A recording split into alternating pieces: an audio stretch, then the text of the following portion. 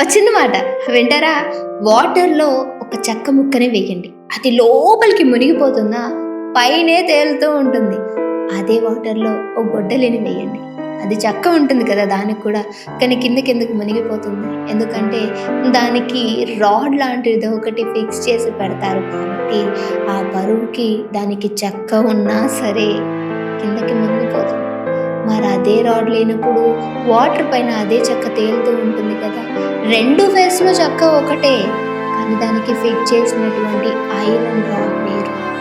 ఎందుకు చెప్పానో తెలుసా? మీతో చాలామంది కూడా ఒక విధంగా మాట్లాడుతూ ఉంటారు. అప్పుడేమనిపించదు. కానీ ఏదో తెలియని ఒక్క మాట డిఫరెంట్‌గా వచ్చింది అనంటే దాని రియాక్షన్స్ వేరైపోతూ ఉంటాయి. దాని అర్థం ఏంటి? అక్కడ ఒకటే పర్సన్ కాన్స్టెంట్‌గా ఉన్నట్టు. నువ్వు మాట్లాడుతున్న మాటలే డిఫరెంట్‌గా మాట్లాడుతున్నట్టు. బాధ పెట్టే విధంగా మాట్లాడుతున్నట్టు. అర్థం చేసుకొని ఆ మాట వదిలేస్తే హ్యాపీగా ఉంటుంది. లేదు అంటే ఆ నీళ్ళల్లో మునిగిపోయినట్టే బంధం కూడా అక్కడితో ఎండ్ అయిపోతుంది. అర్థం చేసుకునే వాళ్ళకి మీకు అర్థమవుతుందా అని అడగచ్చు. అపార్థం చేసుకునే వాళ్ళని మీకు అర్థమవుతుందా అని అడిగితే అర్థమవుతుందంటారా? కామెంట్ చేయండి.